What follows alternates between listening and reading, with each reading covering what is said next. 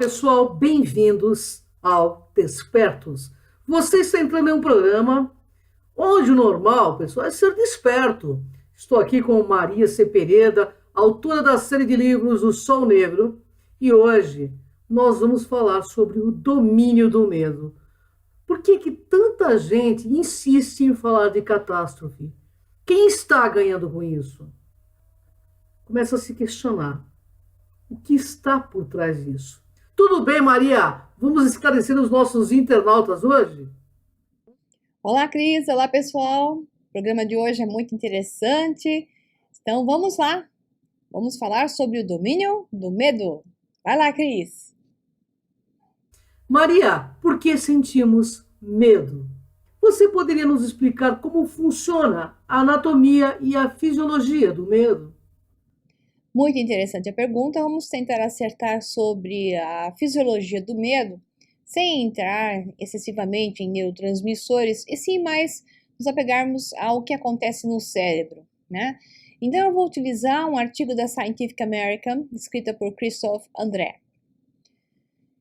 Vamos falar primeiro do hipocampo. Se vocês estão me acompanhando já há vários vídeos, eu falo sempre da importância do hipocampo, que é aquele triângulo do cérebro, onde você tem os dois chifres de amo em cada lateral, do centro do cérebro lateral, direita e esquerda, né? Então você tem na região do hipocampo a formação como se fossem dois chifres de bode, né? Que é então chamado de chifre de Ammon, pelos egípcios foi chamado como chifre de Ammon. E essa região é uma região muito importante, porque você tem a glândula pineal, você tem a região toda que, digamos, orquestra as avaliações emocionais e analisa o que está acontecendo e depois toma uma decisão, histérica ou não, dependendo de se a amígdala é ativada ou não. Então vamos seguir o artigo da Scientific American que diz o seguinte: o hipocampo compara experiências. O córtex pré-frontal integra informações sensoriais, emocionais e culturais para formular planos de ação em situações de emergência, e a amígdala dispara o alarme. O medo funciona como um sinal de alerta. Sua principal função é nos proteger. Ao chamar a atenção para um risco iminente, nos permite enfrentá-lo. O medo é uma reação inerente ao ser humano, aos animais em geral, digamos assim, e esperada e útil em determinadas circunstâncias, ativada quando há um bom motivo, ou seja, diante de um perigo real, e não da eventualidade ou da lembrança. Em alguns casos, porém, esse sistema pode estar desregulado. A intensidade do temor costuma ser proporcional ao risco, permitindo que a pessoa haja de maneira adaptada à situação. Por exemplo, recuando lentamente diante da serpente prestes a dar o bote em vez de sair correndo. Certamente pode haver erros e alarmes falsos no sistema. Nesse caso, tem-se medo por nada, pois a natureza entende que é melhor por engano. Mas, em geral, esses falsos sinais são ocasionais e controláveis. Em sua regulação, o medo normal se desfaz rápida e facilmente quando o perigo passa, ou quando percebemos que não se tratava de algo tão ameaçador. É o que ocorre em situações em que ouvimos um barulho violento ou pessoas que chegam silenciosamente por trás de nós. Sustinhos bons esses. Uma vez cumprido seu papel de avisar o organismo, o temor deve diminuir, caso contrário se torna inútil e perigoso. A desregulação desse processo provoca ataques de pânico que aniquilam as capacidades de adaptação e provocam paralisia momentânea. A reação é equivalente a uma crise de asma numa pessoa alérgica. Já o medo normal pode ser modulado, focado neste ou naquele perigo. É possível regular nossa intensidade de temor de acordo com o contexto e as necessidades em cada circunstância. Em meu computador mental, eu não inicio o software do medo para fazer minhas compras no quarteirão onde moro, mas o ativo se tiver de caminhar na selva ou à noite numa região onde o índice de assaltos é alto. Podemos, portanto, exercer um relativo controle sobre esta programação. Gostei da palavra, programação. Um bom exemplo de adaptação é a sensação que experimentamos ao fazer uma trilha e passar por um morro íngreme, olhando para o vazio que se abre ao lado. Sabemos que uma queda daquele lugar seria mortal, tanto pela altura quanto pelas rochas que estão lá embaixo. Mas também temos consciência de que caminhando devagar e olhando onde colocamos os pés, não corremos riscos de cair.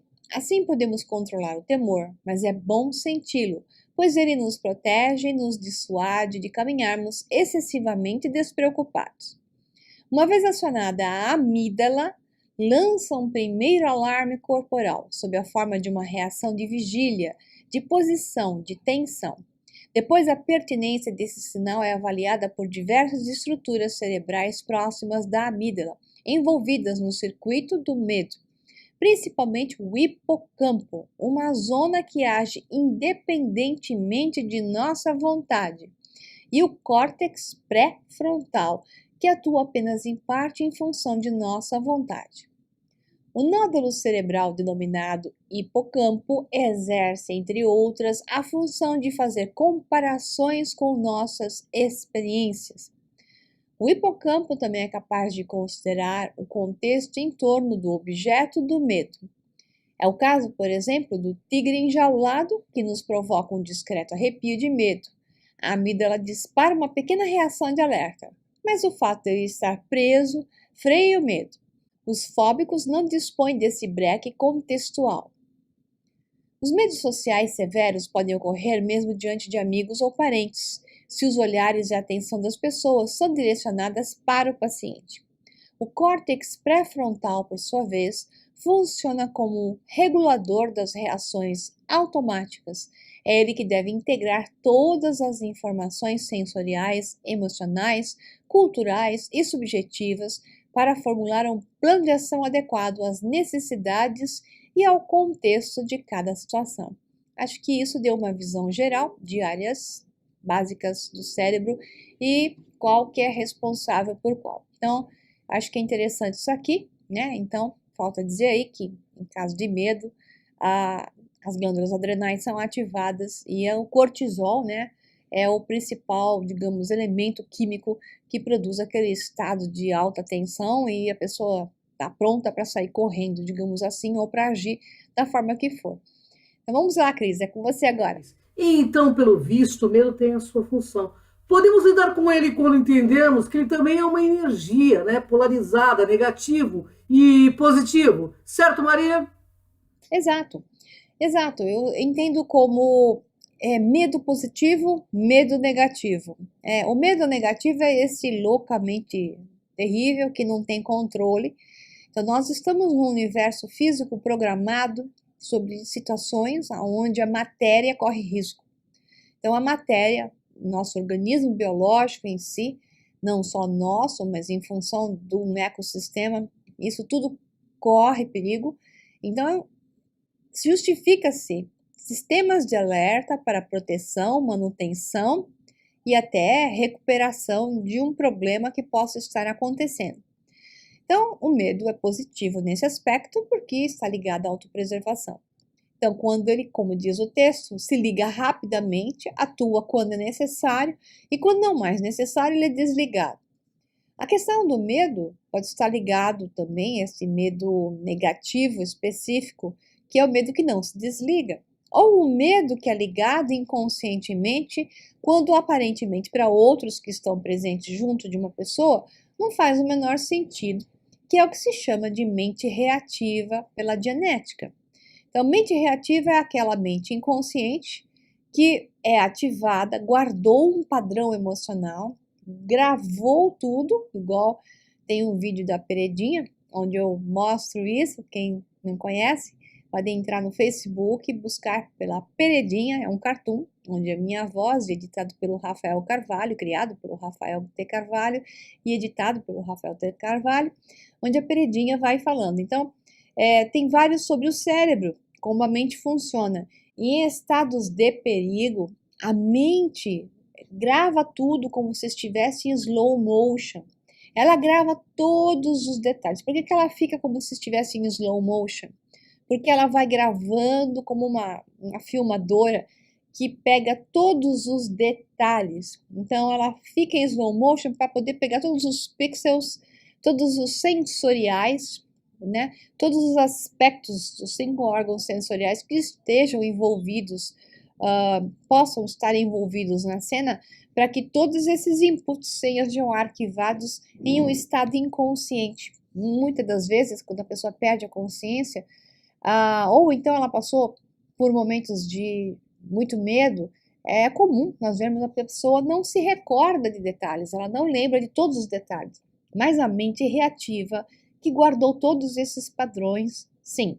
Então, em um momento em que existem, digamos, agentes estimulantes que são similares à situação que foi passada e que a mente reativa guardou, como um programa muito bem guardado, um banco de informações muito bem guardado, qualquer som, qualquer imagem, qualquer palavra que remeta àquele momento de angústia, é disparada a amígdala e a pessoa reage negativamente, ou com raiva, ou com reações de repulsa, ou com reações de rejeição em geral, ou até sem o menor sentido, como se estivesse vendo algo que não existe lá na frente, e quem está do lado não entende que a pessoa estava ótima, e de repente ela passa a ser mal-humorada, mal-educada, tem reações de medo, vai embora, não consegue confrontar ou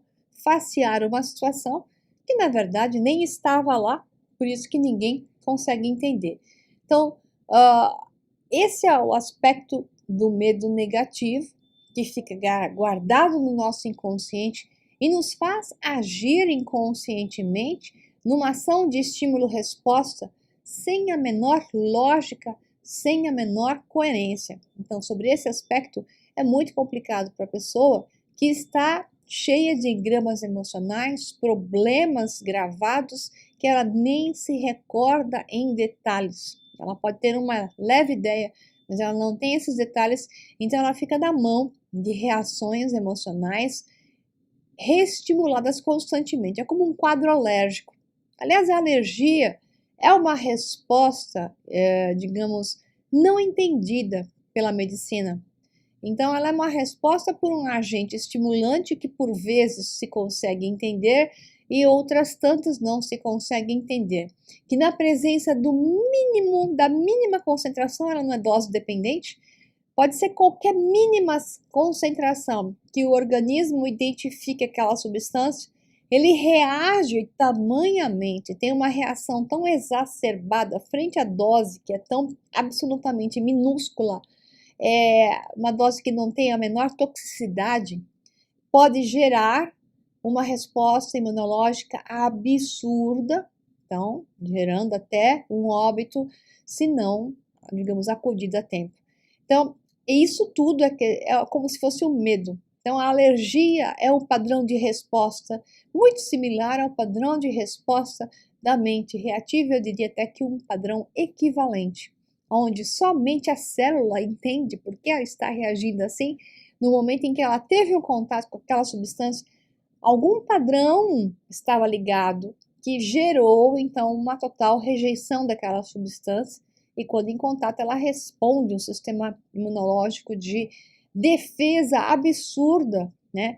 É como ativar todo, digamos, o exército da Rússia contra uma pulga. É mais ou menos isso que acontece no sistema imunológico quando nós temos uma reação alérgica desproporcional e muitas vezes desconhecida, não entendida. É um padrão de mente reativa da célula, tal qual a mente reativa do ser humano. Então, esse é o padrão negativo, que é o desconhecido, que a pessoa reage sem proporção, né, desproporcionalmente a uma situação. E muitas vezes ela não consegue desligar porque ela entra num pânico tão ilógico que ela não consegue de forma nenhuma se desligar daquilo. Então, mas tem um padrão positivo, que é o padrão, sim, da manutenção da vida, né? Vamos lá, Cris. Maria, sobre o seu ponto de vista, como lidar com o medo? Isso é o que mais leva tempo para explicar, né? Como lidar com medo. Então, antes de falar as coisas que eu ia falar, vamos falar um aspecto que é bem moderno na neurociência, que é o que se chama de neuroplastia. Os neurocientistas sabem que o cérebro é moldável. É como se ele fosse uma massinha que você pode moldar e transformar. Então, sim, o seu cérebro e todas essas respostas são moldáveis. E quando você trabalha nesse sistema, você trabalha tanto para medos, como você pode trabalhar para gerar novas conexões, como eu faço com os meus alunos do método da integração, que o foco é ligar a mente terrena à mente divina. Uma frase que é, sim, uma forma de dar chaves para gerar mais neuroplastia, uma plasticidade cerebral aumentada, porque nós aumentamos os níveis de conexões. É como se fossem fios invisíveis, mais conectores que são criados, que geram, na verdade, novas camadas, novas vestes, e o cérebro vai se ativando energeticamente em mais níveis de acesso. Então, a neurociência diz o seguinte sobre esses fenômenos do medo e outros padrões. Não é simplesmente por estar ancorado na biologia que um fenômeno é irremovível. Então, não é que você não pode remover o medo, pelo contrário, né? Tudo é possível de remover, mesmo que se diga que biologicamente existe um problema. O que funciona em um sentido, a sensibilização ao medo, pode ser usado para o oposto. Lembra a história da vacina? Né, que você usa o antídoto, né? Melhor dizendo, não é um exemplo do antídoto, que você usa o veneno para curar aquela substância que é injetada, então, você usa o veneno para gerar a cura, ok? Então, o que funciona em um sentido, a sensibilização ao medo, como se fosse uma vacina mesmo, né?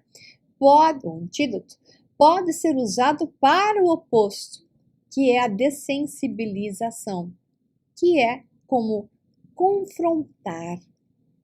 Então, confrontar, facear a vida, repetir o contato, isso é o que cura. As pessoas que vivem fugindo de situações que as colocam em pânico, elas vão ter que ter outras chances nesta encadernação, como eu costumo dizer, capa de livro, né?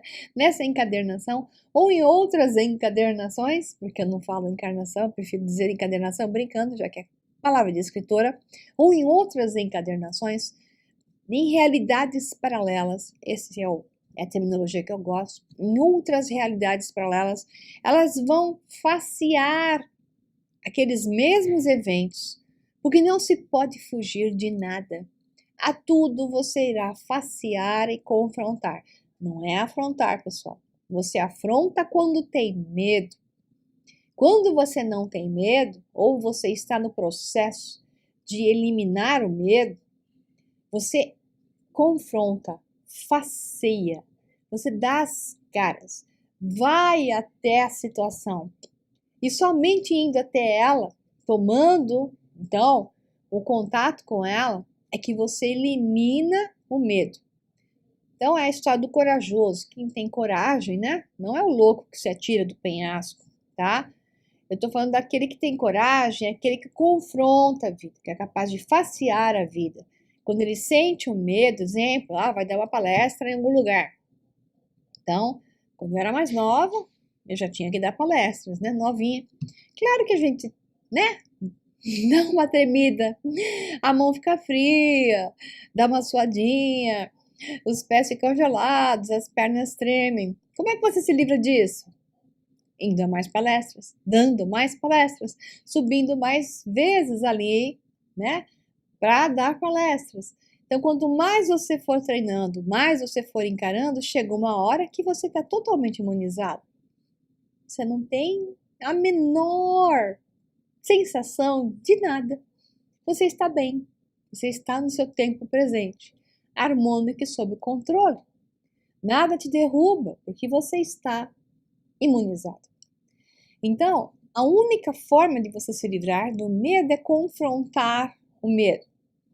Então, essa é a melhor maneira de viver, peito aberto, tirar os fantasmas, ir até as coisas, porque eu sempre digo isso para mim mesma e eu descobri que eu tinha razão dizendo isso para mim mesma, então eu digo isso para vocês também. As coisas parecem pior antes de você ir até elas. Quando você faceia, você confronta, vai em direção, se põe em movimento, trabalha no processo daquilo, é como se um gigante se transformasse num cachorrinho bonitinho, peludinho que quer o seu colo. As coisas desmontam, o fantasma se vai quando você faceia e trabalha de peito aberto naquela direção. Aí o que acontece? Você ativa fatos sincrônicos, porque você está indo em dedicação, você está fluindo no tal, você é capaz de ir e não fugir. Isso faz com que a sincronicidade seja ativada. Existem mais aspectos para ativar a sincronicidade, mas coisas mágicas acontecem quando basicamente você flui no caminho e trabalha, né? Você tem que ser e tem que fazer. Não é só ser, você tem que ser. Isso é a coisa mais importante. A segunda é fazer e a terceira é ter. Então você vai receber quando você é e se coloca na direção. Não adianta só ser e ficar sentado com um chapéuzinho mexicano debaixo da árvore, achando que vai cair do céu. O máximo que vai cair é uma maçã na sua cabeça, igual aconteceu com o Newton, vai machucar a sua cabecinha, vai criar um galo. Então, a melhor coisa é você se colocar na direção de peito aberto. Então, quando alguma coisa feia a gente fez, que já não, né, pisou no tomate, fez coisinhas que teria que resgatar para se sentir melhor. A melhor maneira de você se sentir bem, livrar-se de fardos, é retornar à cena do crime, retornar ao fato, confrontá-lo, ou seja, trabalhá-lo, né? Que está envolvido aí, lei de perdão e um monte de coisa, mas muitas vezes tem pessoas que não conseguem nem voltar a certos locais porque ali sofreram e tiveram problemas. A pior coisa do mundo que uma pessoa pode fazer, e ela vai continuar tendo ataques de medo, pânicos e reestimulando padrões similares, recriando padrões semelhantes, que são os fantasmas que se manifestam na vida dela, no mesmo padrão que ela foge o tempo todo porque ela não quer confrontar. Então, a única forma é você voltar à cena do crime, como eu falo. Volta e volta e volta até que você não tenha mais nenhum sentimento negativo. Porque o que se faz com isso? Você tira um estático. Um estático é uma carga emocional que ficou parada ali, que quando você vai até o local reestimula aquele padrão, é uma carga energética. Aquela carga energética parada ali, ela tem que ser eliminada, ela tem que ser circulada. Toda energia do universo tem que circular. Você tem que circular a sua energia. Seus pensamentos ou se coagulam ou eles fluem. Seus sentimentos ou se coagulam ou eles fluem. Se você busca um processo de ascensão, chame isso como quiser, de elevação de padrão de frequência, né, de vibração maior, de maior nível de felicidade, de capacitação, você tem que eliminar esses ridges, que são esses padrões densos, rígidos, que ficam ali parados e quando você entra em contato com eles, você tem toda a reestimulação. Então, a única forma de você se livrar deles é ir até eles, entrar em contato, você vai espanar da primeira, da segunda você espana menos, da terceira espana menos ainda, até que você vá número de vezes que for necessário, até que você chegue no local e nada mais. Sinta.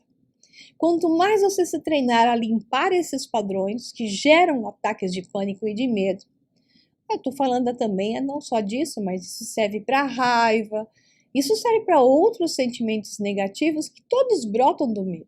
Afinal de contas, você só tem dois padrões de energia: amor e o seu antagônico, que é medo. A raiva não é o antagônico do amor.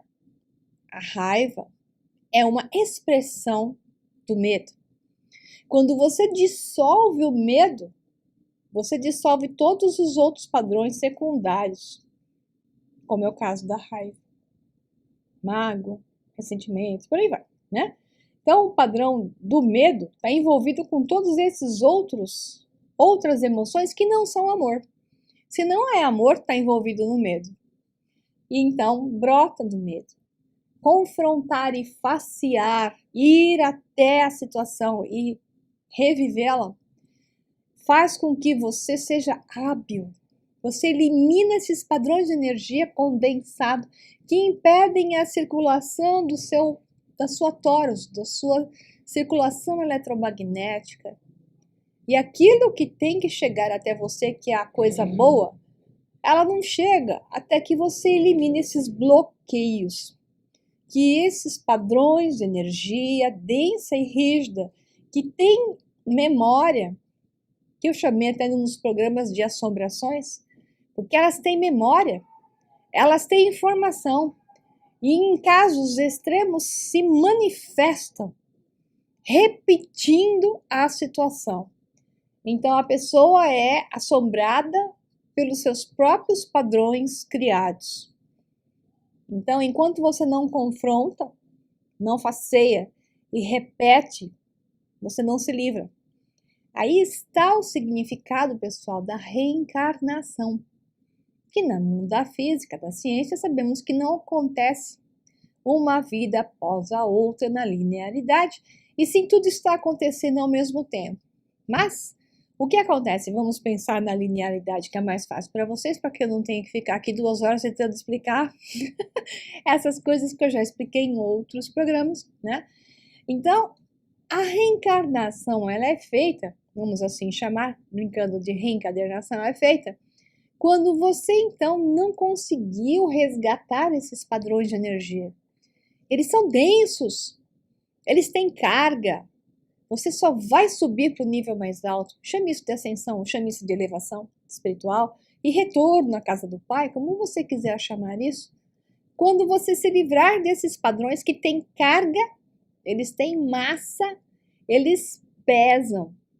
Portanto, você tem que limpá-los. E é por isso que você reencarna, muitas vezes. Se vocês estiverem com pressa como eu, é melhor vocês fazerem o máximo possível de resgate. Então, vão facear, tenham coragem, voltem às pessoas, aos lugares complicados. Ou, se você não pode entrar em contato com aquela pessoa, porque a pessoa é perigosa, vai ligar e que, né? Entre em contato com os locais aonde as cenas aconteceram. Vá lá até que a carga caia. Processe na sua mente a pessoa, processe o local, até que aquela carga saia e você chegue à conclusão de que está definitivamente mais leve. Porque ao dissolver esses padrões de carga energética densificada em maior massa, você fica preso à Terra. E ao estar preso aqui nessa densidade física, você fica nesse processo de parecer que está retornando com mais e mais realidades paralelas, vivenciando e repetindo o mesmo padrão. Você fica repetindo de ano, tendo visões de aspectos da mesma situação por ângulos diferentes. Tudo isso você pode diminuir se em cada uma dessas encadernações você faceia o maior número desses pontos, que são suas cargas energéticas de sofrimento, né? Padrões que você não consegue lidar com eles. Além de você ganhar um maior nível de saúde ao dissolvê-los, que você os faceou, os aceitou e os eliminou, você vai ganhar menos encadernações e você vai ter upgrade, vai ganhar um estágio acima, eliminando padrões laterais desnecessários. Então você vai passar para um novo estágio, muito melhor, menos denso, com mais vibração, menos padrões ligados à matéria. Menos ego, mais energia, mais inteligência, mais conhecimento, menos pesares. Então, resumindo, esse fenômeno chamado de neuroplastia cerebral é um dos assuntos mais estudados nos últimos anos por pesquisadores em psicologia e psicoterapia, e ele relembra nada mais, nada menos, que nosso cérebro está em evolução contínua em função das experiências que vivemos. Podemos agir sobre o cérebro e é possível reconfigurá-lo para que as emoções patológicas não sejam mais uma fatalidade. Isso é neurociência, falando da mesma forma que eu falei, melhor, falando o mesmo assunto que eu falei, ou a mesma essência do que eu falei, de uma outra maneira. É isso aí, pessoal. Então vamos lá, Cris. Próxima. Maria, a mídia televisiva, escrita e toda e qualquer outra forma de divulgação de informações focam sempre no negativo, catástrofes e por aí vai. Dão apenas notícias ruins, gerando medo e suas consequências. Sabemos que grupos de controle e poder têm total interesse em gerar medo. O que fazer para sairmos dessa, hein? Cris, esse é um assunto bem importante. Aliás, é o coração do programa. E é o motivo pelo qual nós resolvemos fazer, e a ideia foi sua, Cris, de fazer esse programa. Em função das notícias que ficam sendo dadas constantemente, o que eu chamo de doomsday, né? Como dizem os americanos, essas coisas, ideias apocalípticas, essas coisas de que o mundo vai acabar, ou vai vir um meteoro, cometa, sei lá o que, vai rachar a Terra. Outra hora é que o Sol vai engolir a Terra. Outra hora é que o Nibiru está chegando. E por aí vai. Então, o problema é que existe uma manipulação, e claro, fazem guerras, né? As guerras são todas manipuladas por várias questões, desde econômicas, geopolíticas e também a manipulação da mente das pessoas, da consciência de massa. Quando você acredita em algo, quando você cai naquele padrão de frequência, quando te falam, por exemplo, que Nibiru está chegando e os Anunnakis com seu planetinha vão colidir com a Terra e a Terra vai pum, explodir, né? Vamos todos morrer, né? Aí todo mundo fica mandando e-mail, fazendo Facebook de Nibiru está chegando, planeta X, aí inventa um monte de história mentirosa. A NASA comprova que achou o Nibiru, né? Nibiru, planeta X, qualquer coisa assim. Para começar, esse planeta nem está mais na nossa realidade. Então, eles ascenderam. Todos nós vamos ascender. A Terra está ascendendo, use a palavra que quiser, mudando de frequência. Os Anunnaki mudaram de frequência faz tempo. Então, eles não estão mais na nossa realidade. Não vai ter nenhum planetinha batendo com o nosso aqui, né? Eles não são tão densos como eram antes, tomaram jeito, melhoraram no seu jeitinho de ser. São melhorzinhos hoje, mais energia, menos matéria, igualzinho o que vai acontecer com nós, os seus filhos, né? Então, essa é uma outra história, mas não vou misturar, mas é um assunto interessante para um outro programa, falar o que aconteceu com eles e o que vai acontecer com a gente. Mas essa mídia televisiva, ela só foca no que é ruim, porque os donos do mundo são os donos do dinheiro, os donos do poder, os oligarcas, que se reúnem e decidem o destino da humanidade. Esses donos do mundo precisam manter vocês presos em padrões de medo, porque esse processo de ascensão e despertar, ele é atrasado. Além do que, através do que se põe na sua consciência, se manifesta a realidade.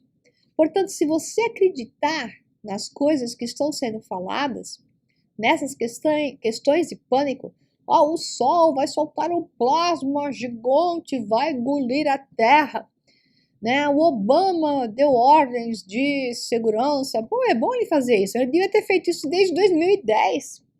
Porque em 2010, 2011, foi quando o Sol iniciou o processo de Solar Maximum.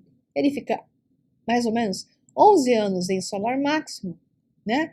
E depois vai para Solar Calmo. Então, o Michio Kaku vai na televisão falando horrores que o Michio Kaku faz o que mandam, desde que ele obedece, né? Digam naquilo que ele tem que obedecer. Então, tem certos cientistas que fazem isso, eles são pagos para o terror. Você não acha outros cientistas de alto nível e calibre falando essas coisas na televisão, na CNN, CBC, CBS e por aí vai. Não, você vê o Michio Kaku falando. Então, existem alguns com certos diplomas ou certas posições importantes encarregados de gerar o terror na cabeça das pessoas. Então, assim, o Sol não soltou suas labaredas ainda. Em 2011 ele soltou. Para que lado ele soltou? Para o outro lado da Terra. Ou seja, para o outro lado do Sol. O Sol estava aqui, a Terra estava aqui, o Sol soltou a labareda para lá, né? Por quê? Porque a consciência humana altera esse padrão.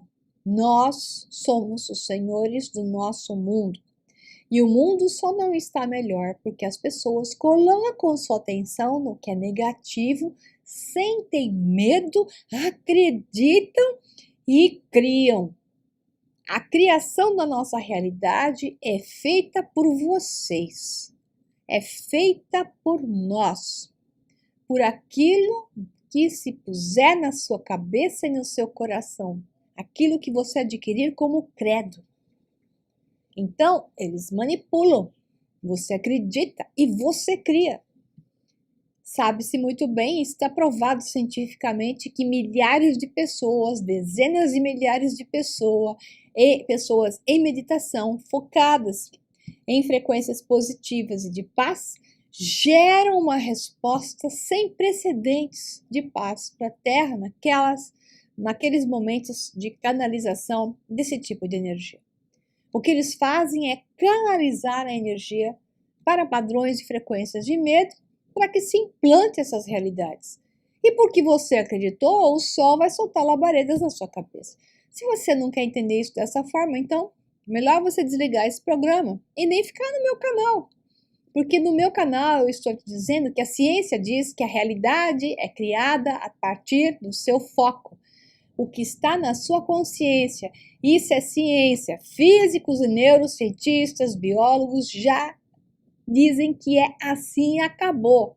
A realidade, ela acontece na sua consciência, naquilo que você acredita, o que você processa no seu cérebro é o que volta depois daquilo que você mandou para fora. Você manda inputs, outputs energéticos e recebe inputs de impressão daquilo que você projetou para fora. E você deu o que você recebe, que você mesmo emitiu.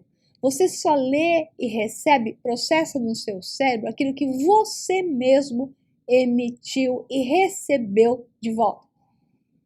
Aquilo que você põe para fora é o que você recebe para dentro. Diz o Bashar, que eu gosto bastante. Primeira lei da existência, primeira lei no universo, ele diz: você existe.